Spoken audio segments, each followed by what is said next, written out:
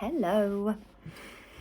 So welcome to today's coffee chat, Somatic Coaching Coffee Chats with me, Sophie Ray. Not last session. I've just come out of a one-to-one session. So in one of my previous videos, I talked about the benefits of working with a somatic coach to acknowledge your inner child, or the benefits of inner child work with a somatic coach.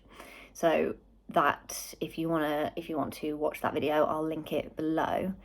Today I wanted to talk about how our inner child can show up, because I think the inner parts, especially something like the inner child, can kind of feel a bit like, I think a lot of people feel like it doesn't exist, or think it doesn't exist, or would say, I don't have an inner child. I mean, that's just a whole other thing in itself, isn't it, really? But if our inner critic is kind of something a little bit more tangible. Maybe tangible isn't the right word, I'm not sure. But we know, okay, that critical voice inside me, okay, I get that. But a lot of us think, I don't have a little child inside me. Like, what? I'm an adult.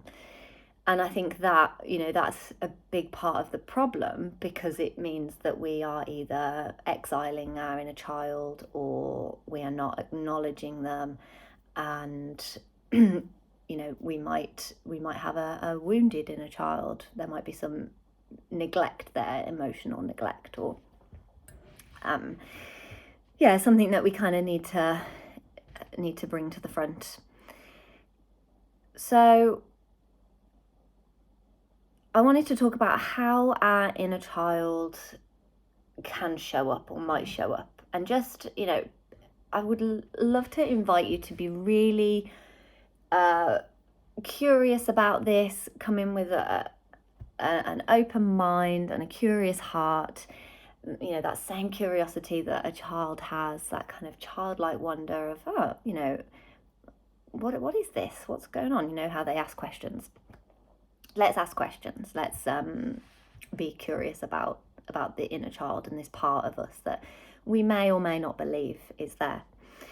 So for me, I know that I feel pretty connected to my creative inner child, or my playful inner child, or divine inner child. I know that I can be very playful, and I love going on swings, and I can be very playful with my art practice and let my inner child get involved. So there's no pressure, it doesn't have to look a certain way. It's just fun. My inner child lights up when I'm doing something joyful and fun. And that might not be everyone's experience, but also my inner child can show up when I am scared.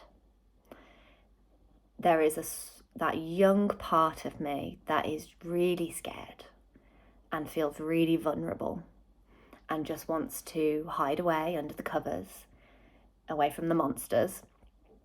I want to be hugged. I am not ashamed to say that I have a teddy, a small rabbit that I've had for many, many years.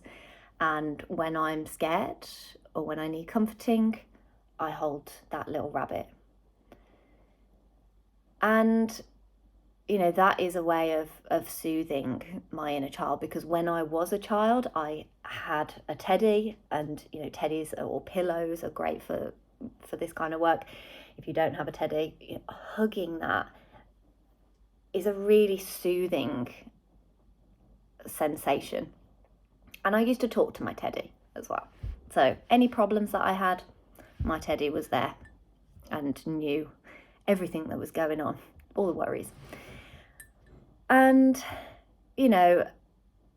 when the inner child is safe and nurtured, They can be playful, they can be expressive, they can be silly, they can be excited, and they can be open to what's possible in life. So, it might be that urge to go on the swings, to do cartwheels, to make some art just for the pure joy of it. And, it might be to stop and look at the birds, or look at or a rainbow, or kind of just have that awe of, wow, how are rainbows created? Even though, the adult us, you might know the science behind it, but what about the magic behind it? The magic that can actually happen in the sky. So, my inner child has a lot of fear about speaking in public, speaking in front of people, and I feel very vulnerable with that. And there is the worry that I'm not good enough or clever enough.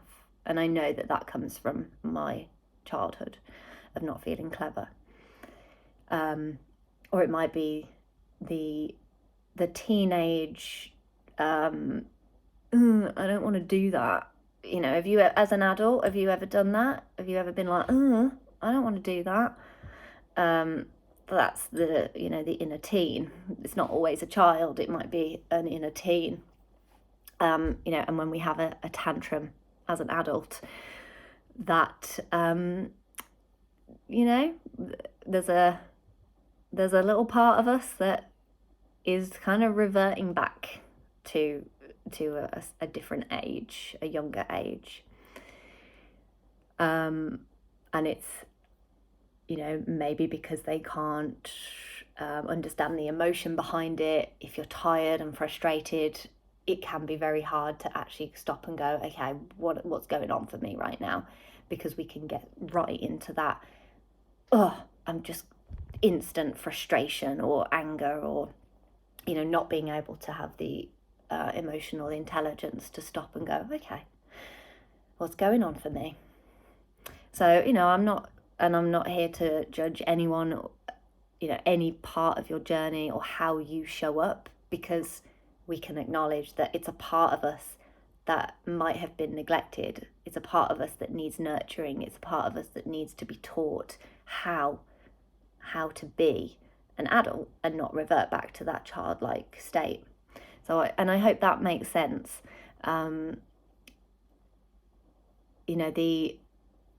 This is the wounded inner child, the one that needs to be looked after and nurtured, and maybe the one that it needs to be reparented. It might not have got what it needed.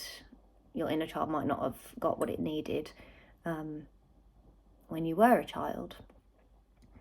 And again, it's everyone's experiences of this are different, and there's going to be a big scale of what one person experiences versus another and how that impacts you. So I'm talking very, very generally here. And it can be really easy for some people to access the inner child and acknowledge the wounded inner child, and it can be very tricky, especially if they've been exiled for really painful reasons. If you find it really hard to acknowledge that part because something painful happened to you as a child. So I just wanted to list a few other ways that the inner child might show up. And again, this is about being really curious about, okay, is that my inner child? And what does my inner child need? So, you might recognize these similar behaviors in yourself, and I really do want you to be as kind to yourself as you can, and acknowledge that there are no bad parts. This inner child is not a bad part. The inner critic is not a bad part. Our protectors, they're not bad parts. They are there to protect us. So the inner child is there to protect us, and it will show up in ways that have helped to protect it in the past. So Your wounded inner child might show up by feeling insecure, feeling lonely or isolated. Yes, I do have a list here. Fear of abandonment or commitment issues, feeling really scared or fearful, wanting to hide away, emotional immaturity, unable to speak up or stand up for themselves, unable to express their feelings or your feelings or explain why you're upset, feeling like you can't ask for what you need or trouble expressing your needs, feeling like no one cares or no one understands, procrastinating, having tantrums or childish-like outbursts, feeling really frustrated or irritated. So if you think about how a toddler gets really frustrated and they can't verbalize how they feel, they can't verbalize their emotions. And we as adults are the same. We can experience that too. So, we have to learn how to do it, and we have to learn how to acknowledge what's going on, and how can we not let it impact other people, because I think a lot of the time some of this stuff, it's not just how it impacts us, it's how it impacts other people, which is is all important. So perfectionism, intense overwhelm, so just going back, feeling really frustrated or irritated, intense overwhelm, perfectionism, people pleasing, low self-esteem, a harsh or a loud inner critic, challenges with setting boundaries. So you might have grew up in a household that didn't really set boundaries or clear boundaries. I also have a video on setting clear boundaries if you want to go back and watch that. And self-sabotaging behaviours.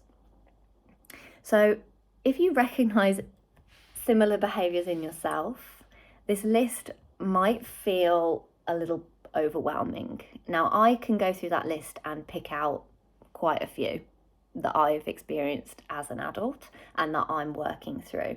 But the more work that I do with my inner child, the more those things start to unravel or unwind, or whatever, however we want to put it. Those things start to ease a little bit, and there's a lot of unpicking, and it's not an easy journey.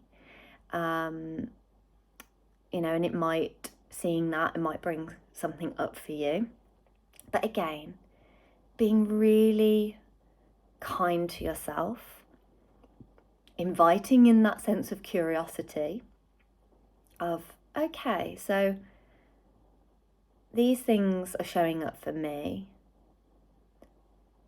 What might my inner child need from me right now? So when I'm working with people, so this might be something that you want to do with a therapist or an IFS, internal family systems therapist, or a somatic therapist. But as a somatic coach, we don't go into the painful memories or stories of what happened, although they might come up. We work with where we are right now, so and the behaviours that we might want to change, and we get to know that inner child now from our adult point of view, our adult person, and we let them come in and we get to know them, and we ask them, what do you need? What do you need right now from me? And that can be really powerful, really empowering as a way of changing those behaviours that might really impact us and hold us back and impact other people. So again, it's those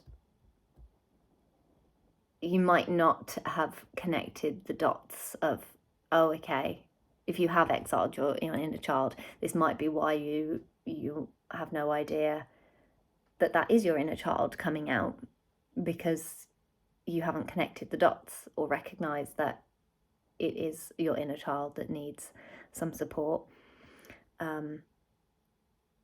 So I would love to hear your thoughts on this. I am going to create a video on soothing the inner child and what you can do to start supporting the inner child.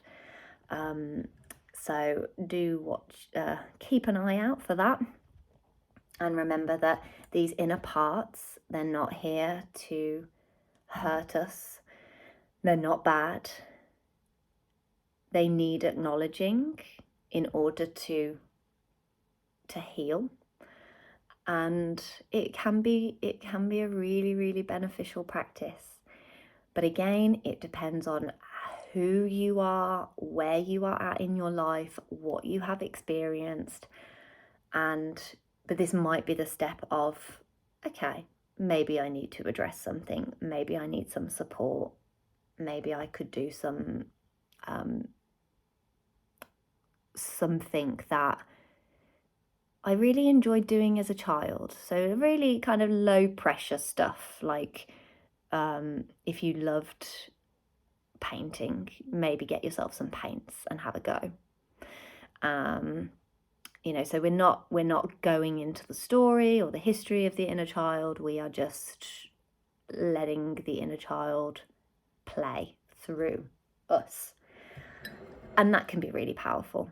It's a really great way of starting. It might be, going back to some books that you used to read. It might be going on swings. It might be, it can be anything. It might be going and getting a Barbie doll. But yeah, I invite you to reflect on that.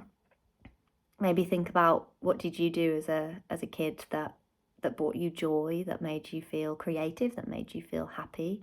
If there was something, pick out, something that you can do as an adult. If it was cartwheels and you haven't done a cartwheel since you were little,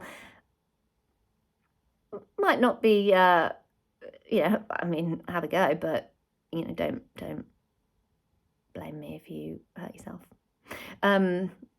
You got to do what you can with where you're at and who you are now, within the context of your life. So I hope this was helpful, and I'd love to know your thoughts in the comments. And again, do watch out for another video, and I'll take you through a practice of soothing the inner child.